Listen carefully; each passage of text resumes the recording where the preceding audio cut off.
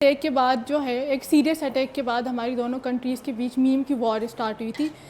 इससे ये शो हो रहा था कि हम दोनों कंट्रीज़ ने, स्पेशली पाकिस्तानी ने, इस सिचुएशन को कितना लाइटली लिया था। हालांकि लोगों की जान को इतना लाइटली नहीं लेना चाहिए था और वॉर को लाइटली नहीं लेना चाहिए, लेकिन हमने फिर भी उसको लाइटली लिया और लाइटली में